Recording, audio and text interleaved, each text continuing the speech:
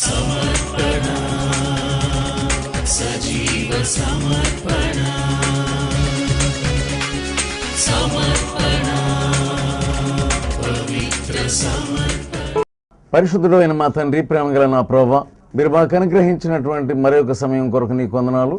ఓ దేవా, నీ యొక్క వాక్యం ద్వారా మేలు పొందగలటకు కృప చూపించి నడిపించు. నీ ఆత్మ ద్వారా మమ్మల్ని అందరిని తాకండి, నూతన గ్రహింపులను పుట్టించండి. యేసు అతి పరిశుద్ధ నామమున వేడుకొనుచున్నాను తండ్రి, ఆమేన్. మనం 39వ కీర్తన చదువుదాం. నా నాలుగుతో పాపం చేయకూడనట్లు నా మార్గములను జాగ్రత్తగా చూచుకుందును. భక్తిహీనులు నా ఎదుట ఉన్నప్పుడు నా నోటికి చెక్కలు ఉంచుకుందని అనుకుంటుంది. నేను ఏమీ మాట్లాడక మౌనినైతిని. క్షేమముల గురించి ఆయనను పలుకక నేను మౌనముగా ఉంటుంది. ఆయనను నా విచారము అధికమాయను. మనం చేసేటటువంటి పనులు చేయకూడనివి చేస్తాము, చేయవలసినవి చేయము. దావీదు ఇక్కడ ఒక ఆందోళనకరమైనటువంటి సమయంలో ఉన్నాడు గనుక ఏమీ మాట్లాడక మౌనంగా ఉన్నాడట. ఎవరైనా దుష్టులు ఎదురైతే క్షేమం గురించి కూడా మాట్లాడడం లేదు. అదేదో నేను చాలా భక్తిపరుడను, నేను నాలుగు ద్వారా నేను పాపం చేయకుండా నేను జాగ్రత్తలు తీసుకుంటాను అని అనుకుంటున్నావు. నీవు మౌనంగా ఉండటం, నోరు తెరవటం, ఇది ఎలా ఉండాలంటే పరిశుద్ధాత్మ ద్వారానే జరగాలి. నీ అంత నీవు కంట్రోల్ చేసుకుంటాను అని కొంతమంది మౌనవ్రతం అవలంబిస్తారు. మౌనంగా ఉండవలసిన సమయం ఏది, మాట్లాడవలసిన సమయం ఏది? నువ్వు మౌనంగా ఉండటానికి దేవుడు మనకు నోరేవ్వలేదు. నోరెందుకు ఇచ్చాడంటే దాన్ని సరైన విధంగా దాన్ని ఉపయోగించుకోవడానికి, సరైన సమయంలో సరైన మాట సరైన రీతిగా ఉపయోగించుకోవాలి. అలా చేయకపోతే అది తప్పు. ఇక్కడ మౌనంగా ఉంటున్నాడు, అది నేను చాలా గ్రేట్ థింగ్ చేస్తున్నాను అని నా యొక్క నాలుకను కంట్రోల్ చేసుకోగలుగుతున్నాను అని అనుకున్నాడు. అలా ఉంటే అతనిలో సరైనటువంటి భావాలు ఉన్నాయా? 3వ వచనంలో నా గుండె నాలో మండుచుండను. నోరు మాట్లాడకపోతే నువ్వు మౌనంగా ఉంటే నీ గుండె ఏమవుతుంది? మండుతుంది. లోపల మండి మండి మండి లావలాగా ఒకేసారి ఆ పర్వతం బ్రద్దలై వచ్చేసినట్లుగా ఎప్పుడు ఎలా బ్రద్దలైపోతుందో తెలియదు. చాలా మంది నోరు మాట్లాడకుండా చేసుకోవాలని మౌనంగా బెగబెట్టి ఉండేస్తారు. ఎప్పుడు మౌనంగా ఉంటాం మనం? నీతో నేను మాట్లాడా అంటాం. ఎందుకు? కోపం చొప్పున. లోపలేమో కోపం ఉంది, అది ఎప్పుడు బర్స్ట్ అవుతుందో మనకు తెలియదు. నేను మాట్లాడకూడదు అనుకున్నాను, మాట్లాడము అంటామంతే. అది సరైనటువంటి మనస్తత్వమా? స్వస్థ మనసా? కానే కాదు. ఇంకెప్పుడు మాట్లాడకుండా ఉంటాము? కోపం వచ్చినప్పుడు, నీ భర్త నేను తింటున్నప్పుడు ఇక అంత మూలలోకి వెళ్ళి కూర్చుంటావు, ఇక మాట్లాడు. అది తప్పని నీకు తెలియట్లేదు. నేను ఎవరైనా అనవసరంగా నీ మీద అపనిందాలు మోపుతున్నప్పుడు అప్పుడు కూడా నీకు కోపం వస్తుంది. మౌనంగా ఓ చోట కూర్చొని మాట్లాడవలసినవి ఏమీ మాట్లాడవు, నేను కదిలించాలి, ఏంటమ్మా మాట్లాడు అని అనాలి. ఇలాగా నీ యొక్క హృదయ పరిస్థితిని బట్టి నీ నోరు మాట్లాడకపోవడం జరుగుతూ ఉంటుంది. కానీ అలాగే మౌనంగా ఉన్నందువలన అతని యొక్క గుండె మండుతుందంట. నేను ధ్యానించుండగా మంట పుట్టాను, గుండె మండుతుంది. అప్పుడు నేను ఈ మాట నోరారా పలికింది. అప్పుడు నోరు తెరిచాడు. అతను నోరారా పలికిన మాట ఏంటి? యెహోవా నా అంతము ఎట్లున్నది, నా దినముల ప్రమాణము ఎంతైనది నాకు తెలుపు, నా ఆయువు ఎంత అల్పమైనదో నేను తెలుసుకొని కోరుచున్నాను.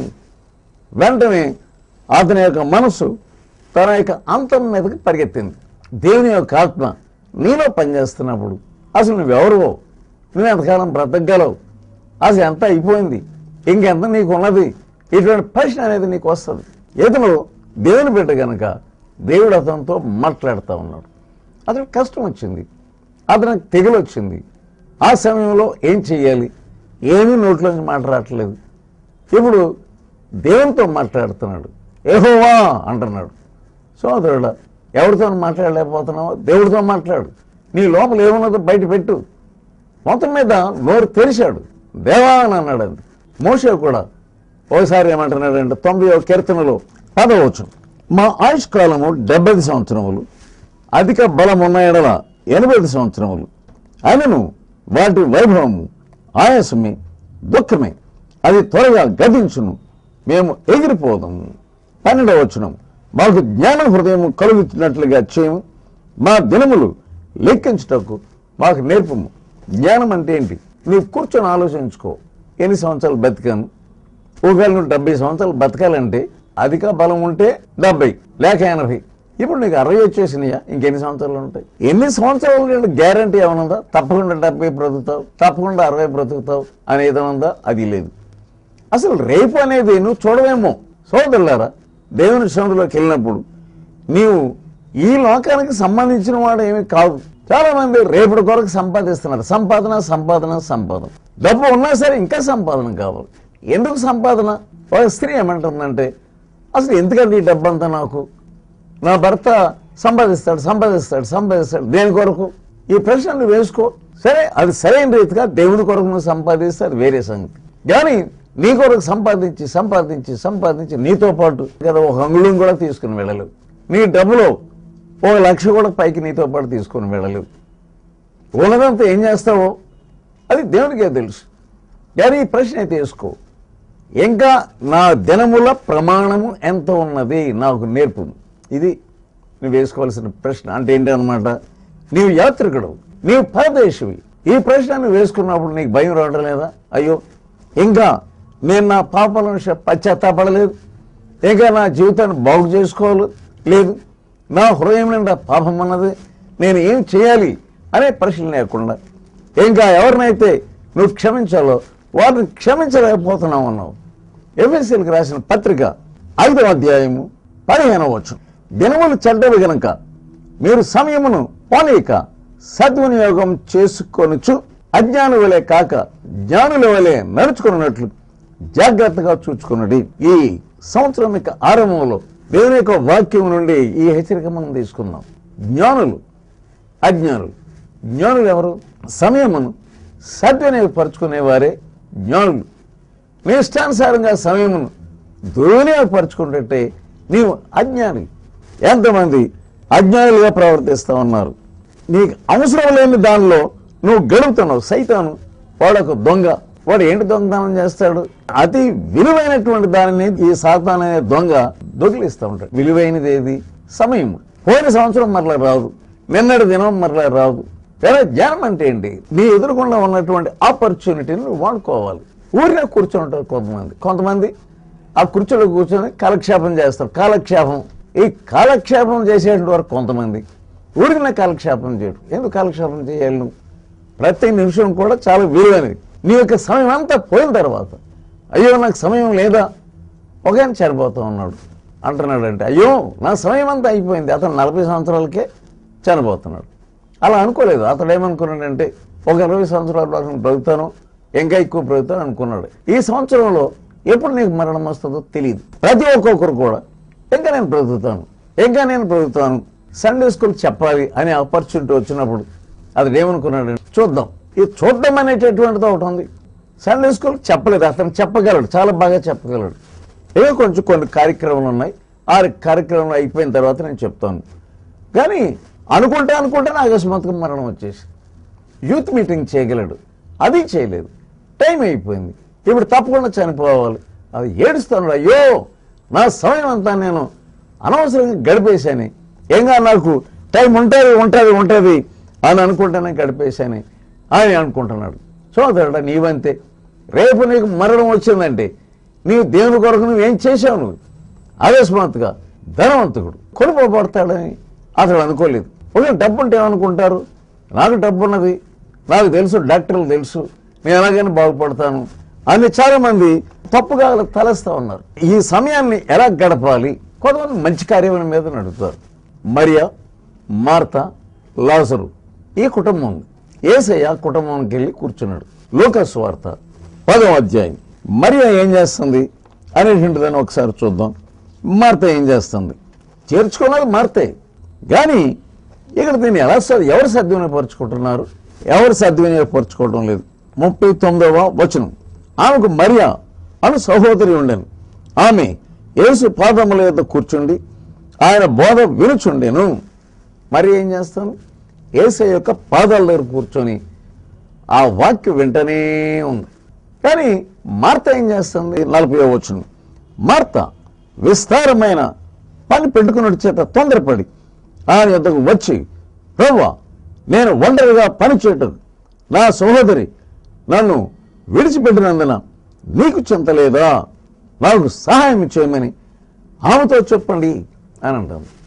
ఎంత బుద్ధిహీనమైనటువంటి మనిషి. యేసుప్రభువుకి అవి ఇవి వండాలి, నిజమే. అవి ఇవి వండటం తప్పని ఎక్కడ లేదు. ఈ యేసుప్రభు గురించి చాలా తెలుసు, ఇటు అటు తిరుగుతూ ఉంటాడు అని అనుకుంటారు. సోదరుడా, రేపు నీది కాదు, ఇదే మిక్కిలి అనుకూలమైన సమయం. నువ్వేమనుకుంటున్నావంటే రేపు వినొచ్చులే, రేపు మారొచ్చులే, రేపు సరి చేసుకుంటానులే అని అనుకుంటున్నావు. నీవు ఎంకను నువ్వు ఎవరినో క్షమించలేదు, నీ భార్యను క్షమించలేదు, నీ సహోదరుని క్షమించలేదు, కోపం పెట్టుకొని ఉన్నావు. ఎవరు నువ్వు చనిపోతావో తెలీదు.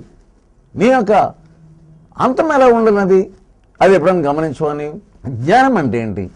ఈ నెక్స్ట్ మూమెంట్, దీని తర్వాత నేను చనిపోతే నా హృదయం ఎలా ఉంది అది గమనించుకోవాలి. అది గమనించుకోకుండా పర్వాలేదు అనుకుంటున్నా. ఈమె వింటున్నప్పుడు యేసు ప్రభువుల నుంచి జీవజల ప్రవాహములు ఆమెలోకి వెళ్తా ఉన్నాయి. ఈ మరియా లోకమంతరికి కూడా ఆశీర్వాదకరంగా ఉన్నది. మార్త ఏమనుకుంటుందంటే నేను చాలా ఇంపార్టెంట్ పని చేస్తున్నాను అని అనుకుంటుంది. ఏది శ్రేష్టమైనది, ఏది ఇంపార్టెంట్, ఏది అన్ఇంపార్టెంట్, ఏది రెండవ స్థానంలో ఉన్నది అని గమనించుకోకపోతే ఎట్లాగా? చాలా మంది విస్తారమైన పనులు పెట్టుకుంటూ ఉంటారు. ఇంకా ఏదో చదవాలి, ఇంకా ఏదో జ్ఞానం నేర్చుకోవాలి, ఇంకా పైకి వెళ్ళిపోవాలి, ఇంకా ముందుకు వెళ్ళిపోవాలి, ఇంకా ఏదో జరిగించాలి. నీ టైం అంతా వేస్ట్ అయిపోతాను. What is important, what is not important ఇది నువ్వు తెలుసుకోకుండా ఉంటే ఎట్లాగా? నిజమే, మార్త అరే ఆయన ఆకలితో వచ్చాడు కదా, మరి ఆయనకి భోజనం పెట్టడం, నిజం భోజనం పెట్టడం మంచిదే. ఆ సమయంలో ఈమె చాలా శ్రేష్టమైనటువంటి సమయం, శ్రేష్టమైన ఘడియలు ఈమె అనుభవిస్తాం. యేసయ్యలో ఉన్నటువంటి జీవాన్ని ఆమె పొందుకుంటా ఉన్నది. అందుకని యేసయ్య ఏం చెప్తున్నాడంటే మార్త మార్త గద్దెంపించాడంతే. సోదరుల, మనకు దేవుని యొక్క గద్దెంపు అవసరం, యేసయ్య యొక్క గద్దెంపు మనకు అవసరం. యేసు గద్దెంపు నీకు అవసరం లేదా?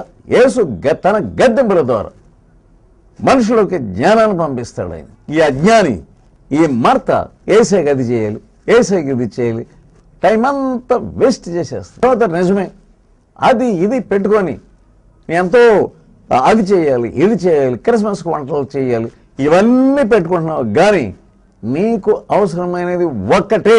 ఏంటో ఒకటే, యేసు పాదాల దగ్గర కూర్చోవడం, అదొకటే. ఏ క్రిస్మస్ టైంలో ఎంతో టైం అంతా వేస్ట్ చేసేస్తున్నారు మనుషులు. అది తయారు చేయాలి, ఇది తయారు చేయాలి, ఏదో డెకరేషన్స్ చేయాలి, క్రిస్మస్ ట్రీ వేయాలి, అరుసులు చేయాలి, బూర్లు చేయాలి, ఎన్నెన్నో. ఇదంతా క్రిస్మస్ పేరునే. అసలు ఏది ఇంపార్టెంట్? ఆయన సన్నిధిలో కూర్చోవాలి. జ్ఞానులు యేసు యొద్దకు వచ్చి ఆరాధించారు, ఇంపార్టెంట్ అది. వాళ్ళకున్న శ్రేష్టమైనది ఆయన దగ్గర పెట్టేసి వాళ్ళు సాష్టాంగ పడ్డారు అంతే. అదే వాళ్ళు చేసింది. సహోదరుడా, ఎంతవరకు ఆయన నువ్వు ఆరాధించవు అది తెలుసుకోకుండా నువ్వు ఊరికి ఏం చేస్తున్నామంటే ఏదో చేసేస్తున్నావు, ఆయన కొరకే చేశాను అనుకుంటున్నావు. ఈ క్రిస్మస్ అంతా నేను ఆయన కొరకు కాకపోతే ఏంటి అని అనుకుంటున్నావు. అసలు వాట్ ఈజ్ ఇంపార్టెంట్? క్రిస్మస్ అంటే క్రైస్ట్ అంటే క్రీస్తు, మాస్ అంటే ఆరాధన. ఆయనను ఆరాధించడానికి బదులుగా ఈ రంగుల్లో, ఈ తిండిలో, ఈ డ్రింకింగ్లో, బంధువుల దగ్గరికి వెళ్ళడంలో, బంధువుల్ని ఆహ్వానించడంలో, ఇంకా మనవులతో పిల్లలతో టైం అంతా గడిపేసి ఈ నీ సమయం అంతా వృధా అయిపోతుంది. నీవు ఏడబోతున్నావు. తర్వాత నీవు బుద్ధి లేని దాను, నీవు జ్ఞానం లేకుండా నువ్వు ఏం చేస్తున్నావంటే టైం అంతా వేస్ట్ చేసేస్తావు. సమయమును పోనీయక జ్ఞానుల వలె ఉండండి. ఎఫెసీయులకు రాసిన పత్రిక 5వ అధ్యాయంలో 17వ వచనం, మీరు అవివేకులు కాక ప్రభు యొక్క చిత్తం ఏమిటో గ్రహించుకోండి. మీరు అవివేకులు కాక ఆయన చిత్తాన్ని కనుక్కోకపోతే అది అవివేకమే. తోస్తామని చేసేస్తున్నామంతే. రోమ 12వ అధ్యాయం 1వ వచనం, కాబట్టి సహోదరులారా పరిశుద్ధమును దేవునికి అనుకూలమైన సజీవ యాగముగా మీ శరీరములను ఆయనకు సమర్పించుకున్నాడని దేవుని వాత్సల్యమును బట్టి మిమ్మల్ని బ్రతిమాలుకొనుచున్నాను. ఇటు సేవ మీకు యుక్తమైనది. ఫస్ట్ ఏం చేయాలో మన శరీరములను ఆయనకి సమర్పించేసుకోవాలి. 2వ వచనం, మీరు ఈ లోక మర్యాదను అనుసరింపక ఉత్తమమును అనుకూలమును సంపూర్ణమై ఉన్న దేవుని చిత్తం మీద పరీక్షించి తెలుసుకున్నట్లు మీ మనసు మారి నూతన మొదటి వలన రూపాంతరం పొందడి. ఏంటి? ఆయన యొక్క చిత్తము సరి అయినటువంటి అనుకూలమైనటువంటి పరిపూర్ణమైనటువంటి ఆయన చిత్తమును నువ్వు తెలుసుకోవాలి. తెలుసుకోకుండా నువ్వు ఏది పడితే అది చేసేయటం కాదు. ప్రతి చిన్నదానికి ఆయన చిత్తం తెలుసుకోవాలంటే నీ మనసు ఫస్ట్ మారాలి, ఆ తర్వాత నూతనం అవ్వాలి, ఆ తర్వాత రూపాంతరం పొందాలి. ఎన్ని మెట్లు ఉన్నాయి, ఈ మెట్లు గుండా వెళ్తేనే తప్ప నీవు పరిపూర్ణమైన దేవుని చిత్తం ఏంటో నువ్వు తెలుసుకోలేవు. సాధారణంగా మనుషులు దేవుని చిత్తం తెలుసుకోవాలంటే అది ఎంత కష్టమో ఎంత దిగులో. నేను మారు మనసు పొందినటువంటి మొదటి రోజుల్లో బంజారా హిల్స్కి వెళ్ళి నేను ఉదయమున 5 గంటల నుండి 3 గంటలు తప్పకుండా చేసుకోవాలి. కానీ ఒక శోధన వచ్చింది.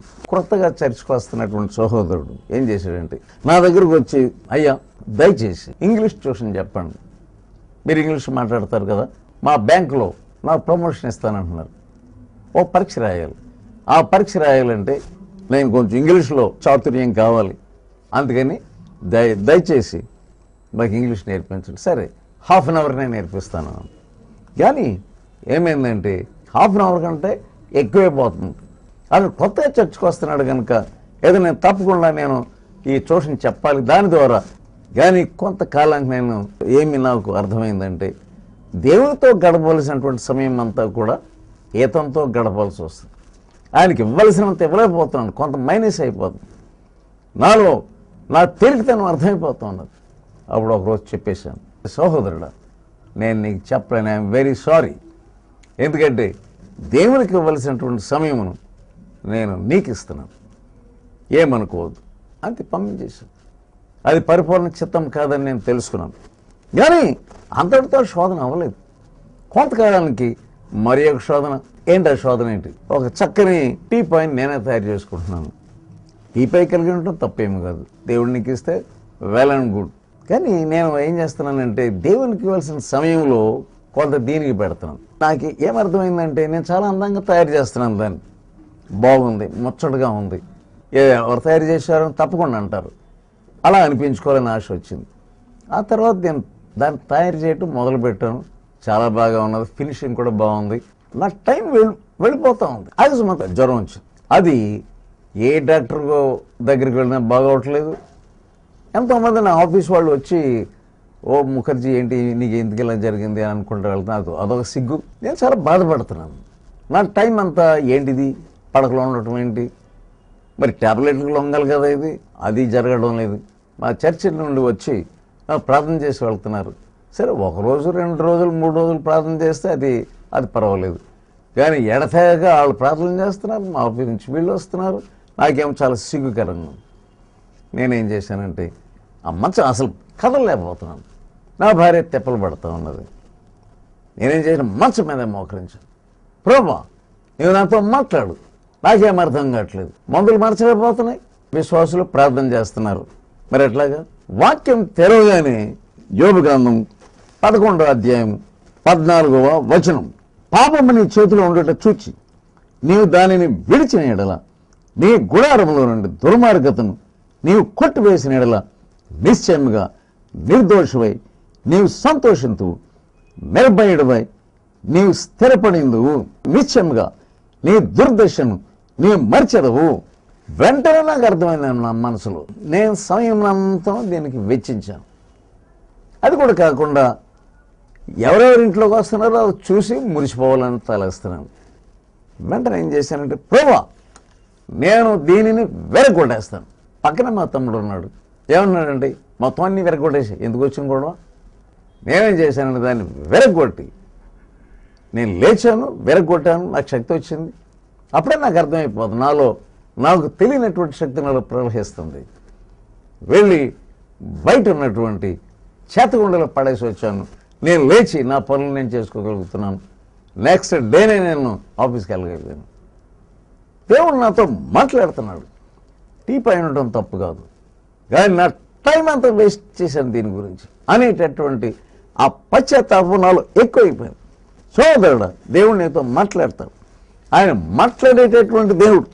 వాక్యం ధ్యానించడం నీకు తక్కువైపోతా ఉంది. దేని నిమిత్తం వాక్యం ధ్యానించలేకపోతున్నావు, దాన్ని తగ్గించుకోలేకపోతా ఉంది. ప్రార్థనా సమయమును సైతాను దొంగిలిస్తున్నాడు. ఎదు నిమిత్తమే సైతానుడు నీ ప్రార్థనా సమయమును దొంగిలిస్తున్నాడు. దాని ద్వారా నీవు అనేకమైన చిక్కు సమస్యలు తెచ్చుకుంటా ఉన్నావు. మీలో కొంతమంది అత్యవసరమైన వాటి ఏంటో తెలుసుకోలేకపోతా ఉన్నారు. ఆదివారం అది చాలా ప్రాముఖ్యమైనటువంటి రోజు, అది నువ్వు ఆరాధించేటటువంటి రోజు. చాలామంది ఈ ఆదివారం అనే దాన్ని ఎలాగ ఆరాధించాలో, ఆయన సన్నిధిలో గడపాలో దానిని గడపలేకపోతూ ఉన్నారు. ఎంతమంది నేను సేవ చేసే స్థలంలో ఇద్దరు వ్యక్తులు పీడబ్ల్యూడీ డిపార్ట్మెంట్ నుంచి వచ్చేవారు. దాంట్లో ఒక వ్యక్తి నాకు సేవలో తోడ్పడేవాడు. వాళ్ళ ఆఫీసులో ఫంక్షన్ వచ్చింది, చక్కని భోజనం, ఇంకా కెమెరా తెప్పించుకున్నారు, ఇక రకరకాలుగా వాళ్ళు ఎంజాయ్ చేసి లాస్ట్ని ఏం చేస్తున్నారంటే ఫోటో దిగాలి అని ఫోటోగ్రాఫర్ని తెప్పించుకున్నారు.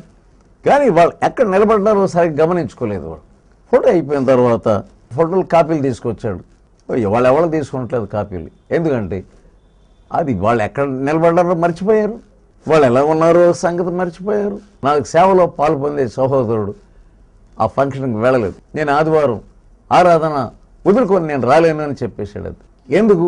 దేవుని యొక్క ఆజ్ఞను ఉల్లంఘించకూడదు. చూస్తే దాంట్లో ఎలా ఉన్నదంటే ఒక్కరి ఫోటో కూడా బాగోలేదు, వాళ్ళ ముఖాలకి సరైన షేపే లేదు, రకరకాలుగా ఉన్నది. అది తీసుకోండి, మరి ఎందుకు రమ్మన్నారు అని వాడు అంటున్నాడు. వీళ్ళేమో ఆ టేబుల్ మీద పెట్టిన ఫోటోలు దగ్గరికి వెళ్తున్నారు కానీ తీసుకుంటారు. తర్వాత ఎక్కడ నిలబడ్డారో మర్చిపోయారు. ఏముందంటే పైన కుష్ఠ రోగుల నివారణ కేంద్రం అని ఉంది. అక్కడ ఆ నివారణ అనే దగ్గర ఒక నించున్నాడు పొడిగంటోడు. ఆ నివారణ కనపడడం లేదు, కుష్ఠరోగుల కేంద్రం అని కనపడుతుంది అక్కడ. అప్పుడు కుష్ఠరోగుల కేంద్రం అంటే వీళ్ళ అన్నట్టు ఉంది. ఒక్కడ తీసుకుంటలేదు, బాబు నీ డబ్బు ఇస్తాం కానీ మేము మటుకు ఫోటోలు తీసుకోమంటున్నారు. ఇది ఎలా ఉందంటే కుష్ఠరోగులందరూ కలిసి తీసుకున్నటువంటి ఫోటోలా ఉంది, వాళ్ళ షేపులు కూడా అలా ఉంది. సోదరుడా, సండే అంటే నీకు అసలు ఏమి లెక్క ఉండట్లేదు.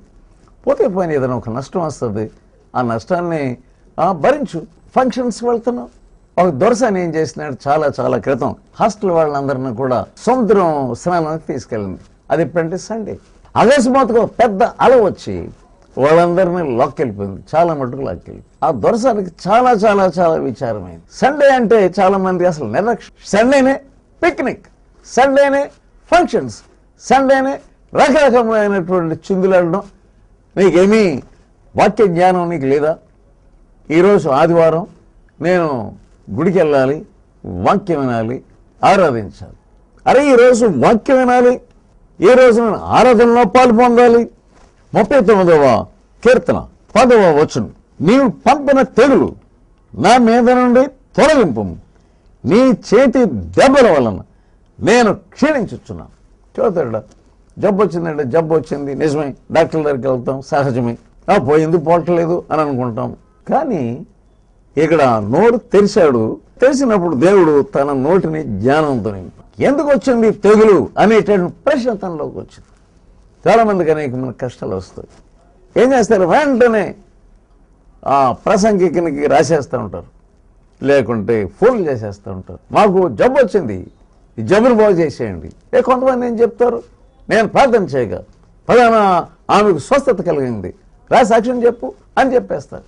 అంతే తప్ప ఇది దేవుని చేతి దెబ్బలు అని తెలుసుకోకుండా ఉంటున్నారు. నీవు పంపిన తెగులు నా మీద నుంచి తొలగింపు, నీ చేతి దెబ్బల వలన నేను ఇది దేవుని చేతి దెబ్బలు అని తెలుసుకోలేకపోతా ఉన్నా. ఏగా తర్వాత ఏముంది? 11వ వచనం, దోషములను బట్టి నీ మనుషులను గద్దెములతో శిక్షించినప్పుడు చిమ్మిటి కొట్టిన వస్త్రముల వరే నీవు వారి అందము చెరగొట్టదు. నరులందరూ వట్టి ఊపిరి వంటి వారు. సహోదరుడా, ఎందుకు ఈ జబ్బు వచ్చింది, ఎందుకు ఈ తగులు వచ్చింది అని ఎందుకు నువ్వు పశ్చాత్తాపడవు? ఊరినే స్వస్థత స్వస్థత స్వస్థత దాన్నే చూసుకుంటున్నావు. కానీ 39వ కీర్తన 9వ వచనం, నా అతిక్రమలన్నిటి నుండి నన్ను విడిపింపు. సోదరుడా, ఏ అతిక్రమం వలన ఈ తేలుని మీదకి వచ్చిందో నీకు అర్థం కావడం లేదు. ఈ సమయంలో దేవుడు నేను సంప్రదిస్తా ఉన్నాడు.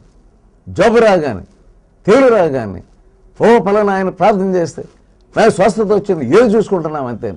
అది చెప్పడం కూడా అలా చెప్తా ఉన్నారు.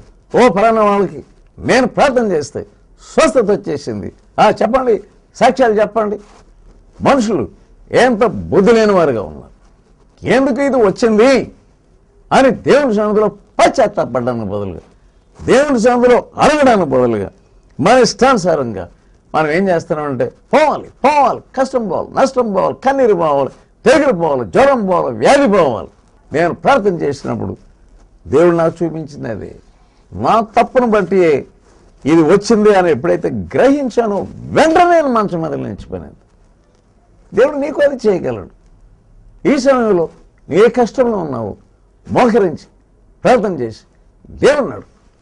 నువ్వురికి ఫోన్లు చేసేసి నా తెగులు పోవాలి అదొకటే చూసుకుంటున్నావు, కానీ నీ హృదయ పరిస్థితిని బాగు చేయడానికి దేవుడు ఈ తెగులు పంపించాడేమో అనేటటువంటి గ్రహింపు లేకుండా నువ్వు ఉంటున్నావు. నీవు 12వ వచనం చూద్దాం. యెహోవా నా ప్రార్థన ఆలకింపు, నా మొరకు చెవియొగ్గుము, నా కన్నీళ్లు చూచి మౌనంగా ఉండకు. కన్నీళ్ళు గారుస్తున్నాడు. ఎప్పుడైనా కన్నీరు గార్చావా? అతన్ని హృదయం కరిగిన సమయంలో కన్నీరు వచ్చింది. ఏమన్నాడు? నీ దృష్టికి నేను అతిథి వంటి వాడను, నా పితరుల వల్లే నేను పరవాసినై ఉన్నాను. పశ్చాత్తాపం వచ్చింది, కన్నీరు వచ్చింది, నేను ఏదో ఒక రోజున వెళ్ళిపోయేవాడని అనేటటువంటి గ్రహింపు అతనికి వచ్చింది. ఎంతకాలం నువ్వు ఈ గ్రహింపు లేకుండా ఉంటావు? హెబ్రీయులకు రాసిన పత్రిక 12వ అధ్యాయం 5వ వచనం. నా కుమారుడా, ప్రభువు చేయు శిక్షను తృణీకరించకము, ఆయన నిన్ను గద్దించినప్పుడు విసుగకము. ప్రభు తాను ప్రేమించు వారిని శిక్షించి తాను స్వీకరించు ప్రతి కుమారుని దండించు.